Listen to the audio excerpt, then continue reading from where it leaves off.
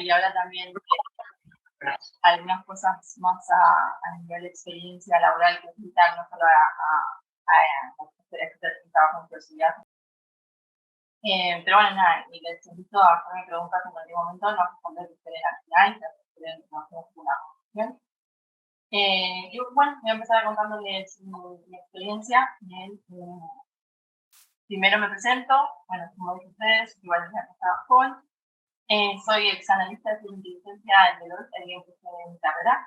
Seguí como Head Operation Manager en Estados Unidos y ahora mismo soy directora de inteligencia y ahora mismo con mi propia empresa y estoy intentando abrirme el camino en este mundo como emprendedora. Y también soy autora del libro Prácticas de Intelligence and Data Hunting, que se tradujo ya a 4 idiomas. Y desgraciadamente no está todavía traducido en español y espero que se pase en el... Les voy a empezar haciendo una pregunta, que es ¿cuáles creen que son los fundamentos de una estrategia de ciberseguridad defensiva? Y no hablo tipo de teoría, sino, o sea, ustedes, digamos, entran en una empresa y qué es lo que creen que tiene que existir previamente para que puedan desarrollar un área de threat intel, para que puedan hacer incident response. ¿Cuáles creen que son esas cosas? No sé si alguien quiere decir algo. Bueno, si nadie se anima, les voy a dar mi opinión. Para mí hay 3 cuestiones fundamentales que tienen que estar. Y la primera es el conocimiento de cuáles son los activos y los procesos críticos. O sea, tenés que saber, ¿no?, cuáles son, qué cosas son las más importantes si se rompen, ¿no?, que te generarían una disrupción total digamos, en el funcionamiento de tu empresa y en lo que te genera ingresos. Después, tener visibilidad en el perímetro de la red, o sea, qué es lo que te está pegando, básicamente, qué te está escaneando. Poder ver eso es fundamental. Y bueno, una cuestión que es bastante difícil es la parte de gestión de activos y la de vulnerability management. ¿Por qué? Porque no todas las empresas tienen principalmente conocimiento de cuáles son los dispositivos y todos los activos digitales que manejan. O sea, muchas empresas tipo es como asset management y sí hay un Excel por ahí tirado que tiene alguna lista con algunas computadoras, pero no hay un proceso formal o no hay un software donde lo estén traqueando adecuadamente. Para mí estas son 3 cosas que sí o sí tienen que estar. Si no, desarrollar cualquier proceso de Intel, cualquier proceso de detección y respuesta es muy complejo. Les planteo la hipótesis, que es un poco basada en una historia real.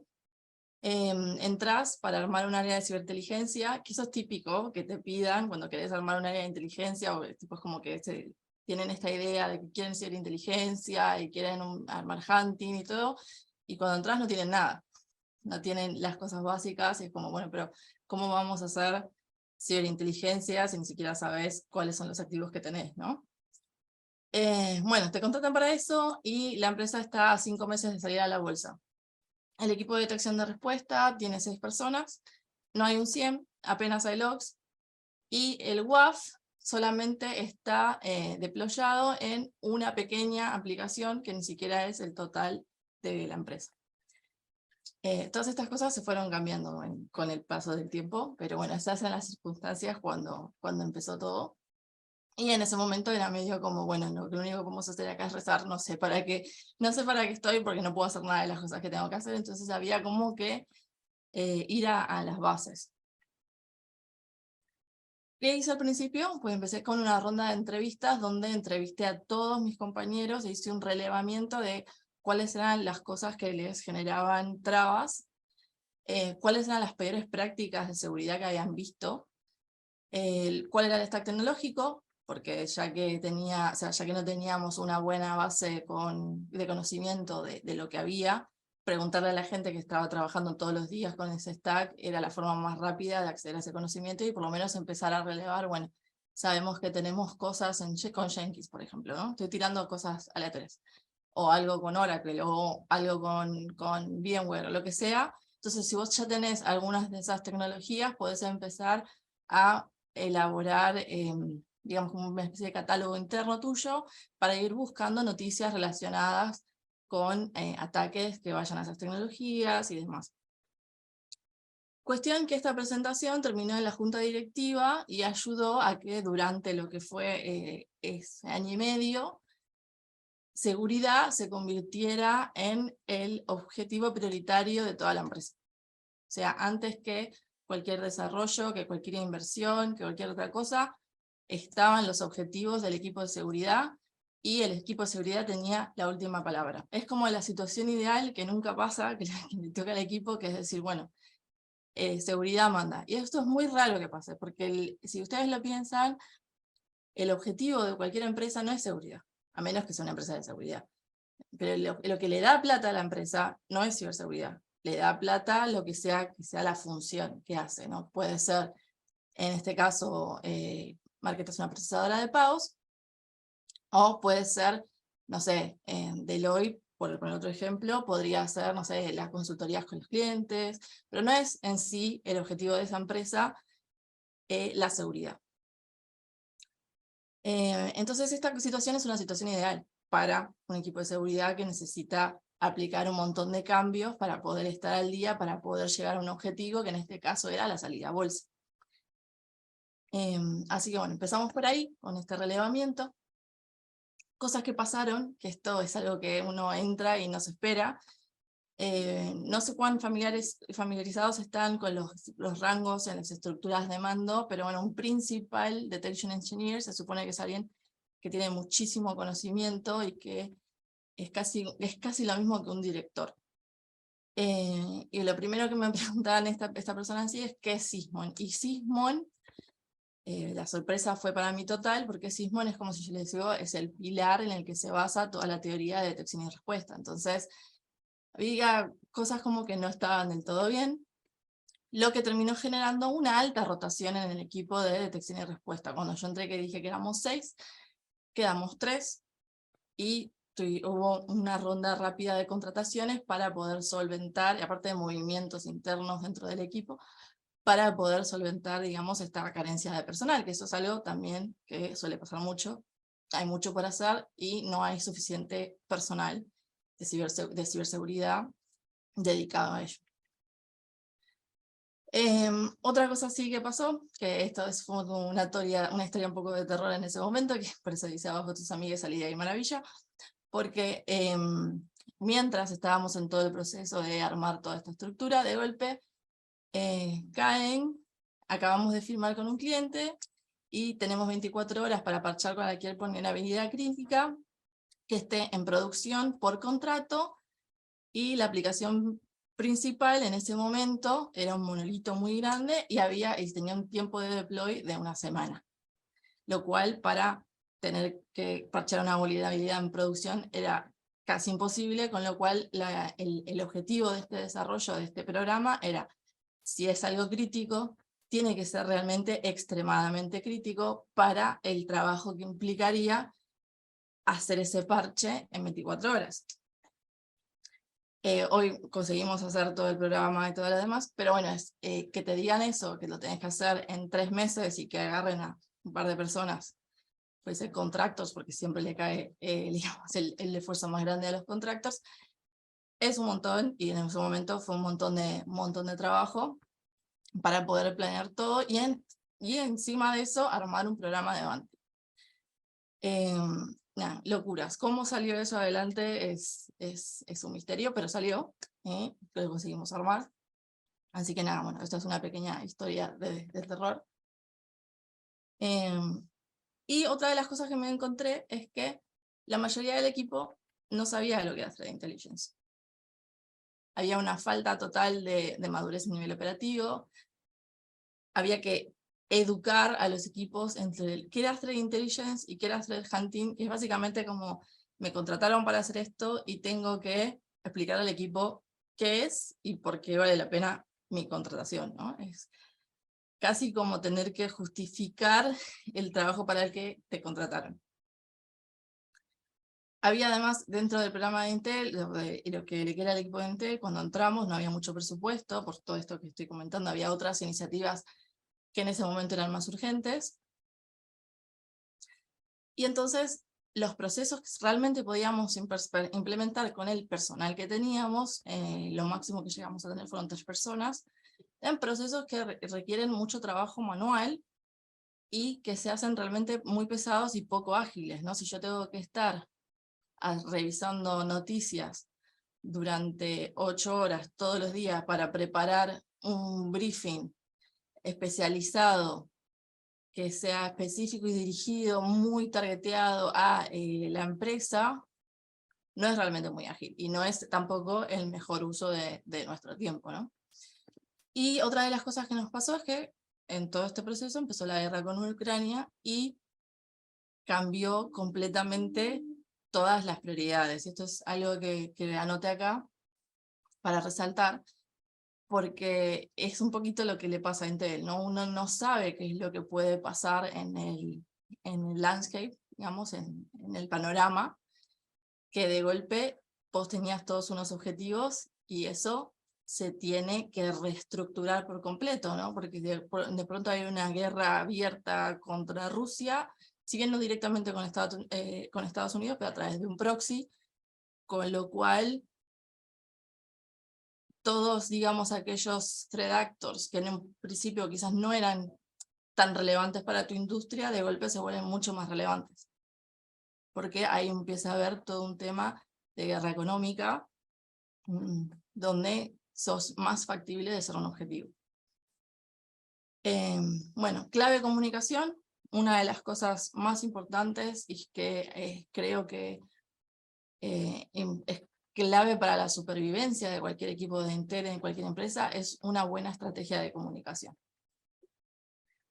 Si lo miro en retrospectiva, quizá no, mi estrategia de comunicación en el momento quizá no fue la mejor, o no sería la que intentaría hacer ahora, pero sí fui aprendiendo que es, incluso más que el trabajo diario, es tener una buena comunicación de ese trabajo con el equipo. Después, para el programa de Hunting, tuvimos, no sé cuántos de ustedes están familiarizados con Hunting, pero la idea de Hunting es como tener un laboratorio donde poder replicar los procesos y tecnologías de la empresa para, digamos, hacer pequeñas evaluaciones o emulaciones de lo que son los ataques reales de los ciberactores, ver cómo se comportan esos ataques en un laboratorio, en un ambiente tan controlado, generar detecciones y luego usar esas detecciones que usaste en el ambiente, o que generaste en el ambiente controlado, en el ambiente real, para ver si detectás al adversario ya dentro de la empresa o si detectás, no sé, fallas en lo que se está logueando, tipo, bueno, hay gaps de visibilidad y demás. La dificultad principal que me encontré, y que fue algo que yo realmente no esperaba, un poco en base a mi propia inexperiencia, fue lo complicado que era para mí replicar los procesos de esta empresa en el laboratorio. ¿Por qué? Y la realidad es que había algunos procesos que tocaban redes, como puede ser la red Swift, que yo no podía replicar a nivel operacional porque eran transacciones económicas reales, y tampoco tenía el presupuesto como para decirle a la empresa, bueno, no sé, dame no sé, $1000 al mes y hago unas transacciones. O sea, no, digamos que eso no estaba, digamos, en el panorama en el momento. Entonces había un montón de procesos que yo no podía replicar y no tenía cómo, digamos, generar ese laboratorio que se ajustara a mis necesidades. Finalmente tomamos la decisión de no hacer ese laboratorio y embarcar el programa de Hunting dentro de lo que era el ambiente de testeo de los developers y hacer las cosas en un horario donde los ingenieros no estaban trabajando, que eso lo podíamos hacer dada la diferencia horaria entre Argentina y California. Y en base a eso, bueno, en base a eso, armar, digamos, el programa de Hunting sin interrumpir la operatoria de los ingenieros. Pero bueno, había que pedir permisos, hablar con los ingenieros a cargo, porque de alguna forma vas a tocar su ambiente, quizá lo rompes haciendo alguna emulación, entonces había como hacer todo un tema también comunicacional, explicándoles qué era lo que se iba a hacer, en qué zona se iba a hacer, por qué se iba a hacer, cuál era el objetivo detrás de ello, qué pretendíamos lograr. Así que también para lo que fue el programa de hunting, yo creo que una de las cosas más importantes fue la parte comunicacional. Después otra de las cosas que nos pasó fue que un día cayó la aseguradora o alguien de compliance se acercó al equipo de seguridad porque la aseguradora tenía una serie de preguntas y cayeron con la pregunta de si había un plan de respuesta ante ransomware. Obviamente no había, y obviamente terminó en mi equipo llevar adelante esta iniciativa para poder obtener ese seguro. No sé cuán familiarizados están con el tema de Threat Intel, pero el ransomware es una de las cuestiones más endémicas, y yo creo que se nota mucho más ahora con tantas noticias sobre el ransomware en todos lados. Entonces era fundamental, y fue el objetivo fundamental de mi equipo, preparar la empresa para lo que era ransomware. Así que, bueno, nada, no tenemos programa de ransomware, y mejor que tampoco pregunten por cómo es el estado de Incident Response. Hicimos ese programa de ransomware, elaboramos un paso a paso de cómo responder, hicimos un tabletop con el equipo de seguridad y con otros equipos. O sea, para los que no saben qué es un tabletop, es como un recorrido sobre los distintos pasos, sobre el escenario, se le hacen preguntas a los equipos y por ejemplo, bueno, ¿quién se encarga de llamar al FBI?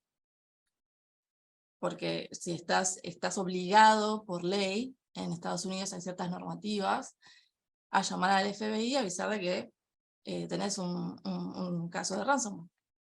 Y además, ¿quién se encarga de verificar si se puede o no se puede pagar ese ransom? Porque también hay normativas y hay entidades donde vos no podés hacer ningún tipo de pago porque se te considera colaborador con una organización terrorista y hay penas de prisión, no solamente multas.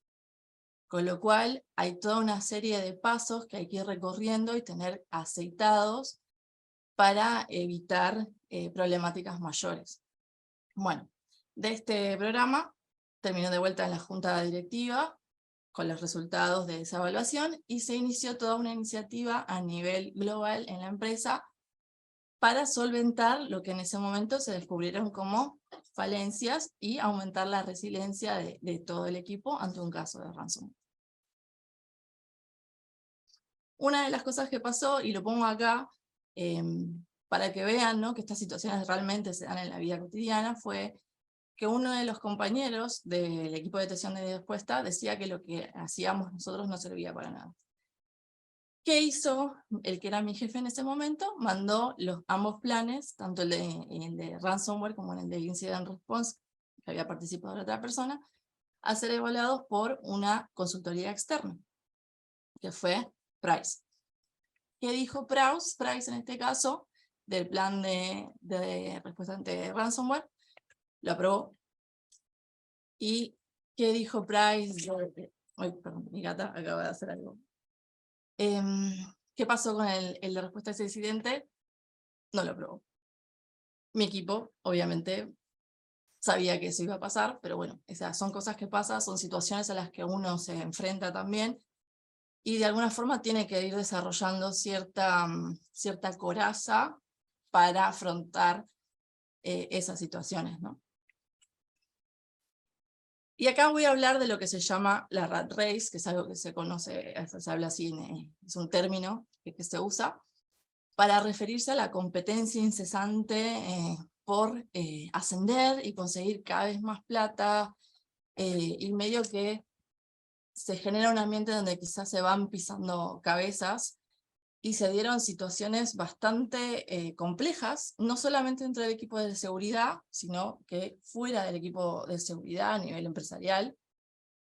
Hubo todo un proceso de reestructuración que terminó con una serie de despidos por la creación de una cultura tóxica, y además se resaltaron ciertas malas prácticas de contratación donde los paneles entrevistadores no tenían ningún tipo de diversidad. Cuando pasan ese tipo de cosas, las situaciones que se generan es que no se detectan ciertos perfiles que después caen en situaciones por ejemplo, sexistas, donde quizá se agarraba, este es un caso personal, una iniciativa mía, y le cambiaba de nombre y se presentaba como propia, y no solamente me pasó a mí, le pasó a otro compañero en una situación bastante racista, y todas esas cosas terminaron en recursos humanos. Por eso digo, everybody goes to HR, porque hubo un montón de procesos internos que terminaron con la involucración y con la investigación de recursos humanos, que si no lo saben, es un proceso bastante desagradable. He de decir, en mi experiencia, que la gente de recursos humanos con la que yo traté fue sumamente amable y con muchísimo tacto, pero no es un proceso agradable, porque uno tiene un montón de miedo, tiene un montón de preocupaciones, y hay cosas que son difíciles de probar y que solo se terminan probando cuando no es un caso aislado, sino que se vuelve una cuestión colectiva, ¿no? Y el hecho de que una persona hable suele generar que otras personas hablen y que otras personas vayan poniendo en conjunto digamos, las cartas sobre la mesa y la empresa se vea en la posición de tomar una decisión. En este caso, hubo una alta rotación dentro de todo el equipo de seguridad, no solamente cuando estaba yo y cuando pasó todo este proceso global, sino también una vez que yo, digamos, seguí para otros pagos, continuaron todas esas series de procesos, ¿no? Y es lo que pasa un poco también en empresas donde son muy grandes, donde hay muchísimo personal. Estamos hablando de que una empresa de este tamaño tiene de 500 empleados para arriba, son números realmente muy grandes, y además en poblaciones muy diversas, con lo cual los choques culturales son algo bastante, digamos, moneda corriente. Una reflexión que tengo para ustedes en el día de hoy, y que en retrospectiva es una lección aprendida también para lo que fue mi equipo, es que no dejes que tu equipo se convierta en el equipo donde va todo lo que no entra en los demás equipos, ¿no? O sea, mi equipo era un equipo que en principio tenía que ser un equipo de ciberinteligencia y de threat hunting. Y terminó siendo un equipo que hacía detección y respuesta, que hacía ciberinteligencia, que hacía planes de respuesta, que era algo que, por ejemplo, tampoco correspondía, vulnerability management, que tampoco correspondía. O sea, medio como que terminó siendo una bolsa de gatos. También hubo cosas que no se llegaron a implementar, como el programa de Purple Team, pero se desarrolló. Con lo cual, como que terminamos abarcando mucho, y eso también nos genera, personalmente, cierto desgaste. Y ahora voy a entrar en eso, pero primero quiero hablar de esto un poco más en profundidad. Hay este concepto de el glue work, que lo sacó a la luz Tanya Riley. Ahí les dejo el enlace donde pueden leer el artículo completo, es un artículo muy interesante, y sus redes sociales por si la quieren seguir. Glue work es lo que se conoce como, digamos, lo que cae casi en soft skills, o sea, en las habilidades blandas, en el que se comunica, el que toma notas, el que hace la documentación, todas las cosas que quizás no están asociadas normalmente con lo técnico, ¿no? Quizá el que va, lee una cadena de mails, de 50 mails, y habla con fulanito y después con Pepito y termina encontrando y destrabando la solución de un problema. Ese tipo de trabajo realmente es un trabajo que está más asociado a perfiles más seniors. ¿Por qué? Porque es lo que uno espera, no espera eso de un junior que acaba de entrar en la empresa. Sí lo esperás de un líder, ¿no? Sí lo esperás de un principal, sí lo esperás de un director. Pero no siempre son estas personas las que terminan haciendo este tipo de trabajo. A veces pasa que una persona quizá más junior, que no tiene tanto perfil técnico, o no tiene tanto conocimiento porque es su primer trabajo, su segundo trabajo, lo que sea, termina encargándose de un montón de estas cosas porque quizá tiene un dote natural para la organización y no profundiza en lo que serían sus tareas más técnicas. ¿Y qué pasa con esta persona? Suele quedarse estancada o no termina siendo capaz de ascender porque la respuesta o el feedback que recibe de parte del management es no conseguiste tus objetivos técnicos. Pero en la realidad, sin ese glue work, el trabajo no sucede. El objetivo técnico no se conquista, porque la persona que está haciendo ese glue work es la que está destrabando a sus compañeros para que lo puedan realizar. Y sin embargo, son los compañeros que hacen la implementación técnica los que son recompensados y no la persona que hace el glue work. Es verdad que hay una tendencia en lo que sería el grupo femenino en ser los que hacen este glue work más. Hay unos, en esta misma charla ella presenta unos datos donde nos habla de que alrededor de un 44%, las mujeres son más propensas a presentarse voluntarias a hacer este tipo de trabajo en un 44% más que los hombres, y que esta diferencia no es solamente por un tema de sexo, sino que además los hombres se prestan menos voluntarios porque saben que si no lo hacen, lo va a hacer una de las chicas o de las mujeres. Eso sí pasa, o sea, son datos reales. Entonces mi reflexión acá es, tengan en cuenta este tipo de cosas, y si se reconocen a ustedes mismos como alguien que hace mucho glue work, plantéense si quieren hacer ese tipo de trabajo. Puede ser que sí, puede ser que digas, che, me siento re cómoda o re cómodo haciendo este tipo de trabajo, me parece que tengo un perfil que se siente más orientado a lo que es el liderazgo, el management, que por ejemplo es mi caso, que un perfil que prefiere estar horas picando códigos. Está bien, es bárbaro, es completamente válido, pero lo importante es que si te vas a dedicar a glue work, que tu trabajo sea valorado, recompensado, y que tu título sea acorde con ese trabajo que haces. Porque ese título es importante. Todos los títulos, si alguien les dice alguna vez, no importa el título, lo importante es el trabajo que hacen, no es real. No es real porque los títulos realmente no solamente te abren puertas, sino que te dan, digamos, la chapa que necesitas para que te tomen en cuenta, para que te presten atención y para que no tengas que estar todo el tiempo justificando qué haces ahí y por qué estás diciendo esas cosas. Te ahorran tiempo. La realidad es que te ahorran tiempo y energía. Que a día de hoy y después de todos estos procesos, creo que es lo que más aprendí, es a cuidar mi tiempo y mi energía, por lo que les resumo que sí, realmente los títulos importan, y es importante que tengan el que se adecua al trabajo que están haciendo y al que quieren hacer. Ahora bien, si descubren que están haciendo un montón de glue work y que no quieren hacer glue work, tienen dos caminos. Uno, negarse por completo a seguir haciendo ese trabajo, que realmente, si no es el trabajo para el que los contrataron, está bien.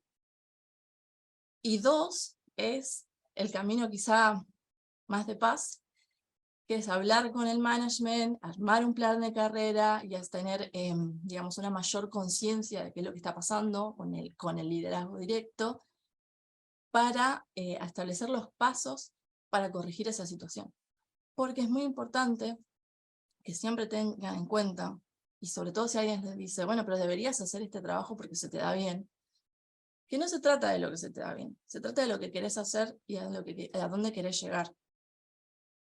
Así que siempre tengan eso en cuenta y siempre orienten su carrera laboral en el ámbito de la seguridad o en el que quieran, teniendo eso en cuenta. Que sea algo que les permita acceder a largo plazo al conocimiento o a la tarea que realmente deseen hacer. Finalmente, bueno, casi finalmente, otra de las reflexiones que tengo es que no se quemen por un laburo, y que si lo necesitan, hablen con un profesional si se ven en esa situación.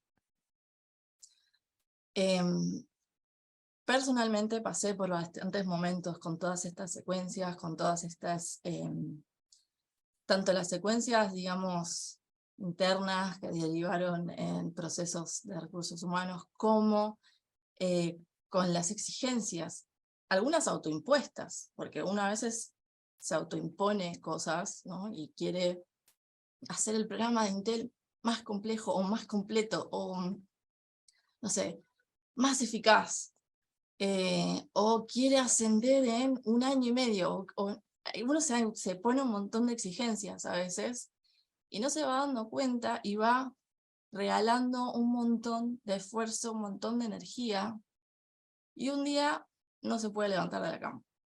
Y cuando llegas a ese punto, el trabajo que hay que hacer para salir de ahí es realmente muy grande.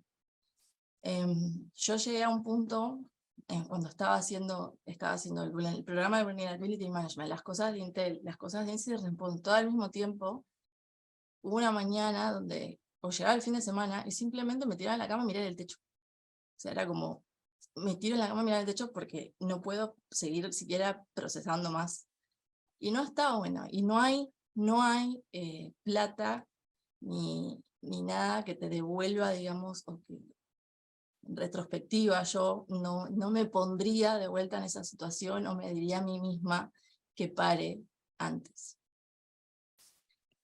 Así que les traigo un poco unas nociones sobre burnout para que las tengan en cuenta y si ven que están atravesando una situación similar o si conocen a alguien que puede estar atravesando una situación similar. Para evitarlo es muy importante hacer descansos apropiados. Se habla de micro descansos de 5 minutos, entre cuando podés, 5 o 10 minutos, y después descansos de 20 minutos cada 2-3 horas. Yo sé que esto no siempre se puede, y yo misma, por ejemplo, cuando tenía este puesto directivo, no podía sacar Slack de mi teléfono porque si había una emergencia tenía que responder. Pero siempre que puedan, intenten sacarlos de sus teléfonos celulares para desconectar, porque es muy importante desconectar del trabajo una vez que uno marca ficha y empieza su tiempo libre. Si tu cuerpo te está diciendo necesito que pares, escúchalo. No sigas, o sea, si estás escribiendo y te duele el brazo, o si estás mirando la pantalla y te duele la cabeza, no sigas. Realmente no sigas, porque lo único que haces es quemar fichas que después no vas a volver a poner cuando las necesites, y cuando las quieras poner en cosas que te dan más alegría de vivir, ¿no? Dormir bien y cuidar la postura también son cuestiones fundamentales. Que el laburo no sea el hobby, y esto lo pongo acá sabiendo que en seguridad sobre todo tenemos cierta tendencia a lo que hacemos en nuestro tiempo libre es lo mismo que hacemos en el laburo o similar. Y puede ser, o sea, yo quiero que también entiendan que esto son patrones generales, son conceptos generales, ideas generales, que no le aplican a todo el mundo, o que algunas sí y algunas no. Capaz que uno dice, mira, a mí me gusta hacer Banti después del laburo y es como yo me desestreso, y está bárbaro. Si te funciona a vos, está perfecto, pero en líneas generales intenten tener otras cosas. Porque si no, llega un momento donde esa distinción se borra, y lo que parecía tu hobby o eso que te daba placer, de golpe tampoco lo podés hacer.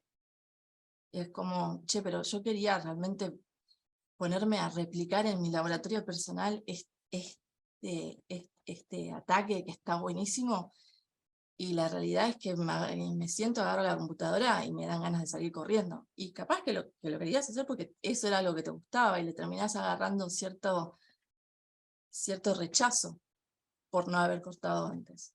Entonces yo siempre les recomiendo que no sea su hobby, o que al menos tengan algo con lo que ir cambiando.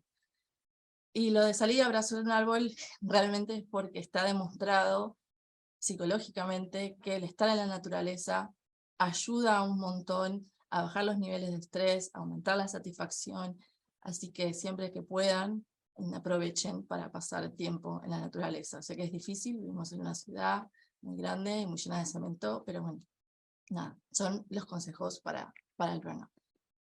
Después, para reconocer el burnout hay 3 etapas, no voy a entrar en todas, ni en todos los puntos, pero sí les digo que son 3 etapas de menor severidad a mayor severidad.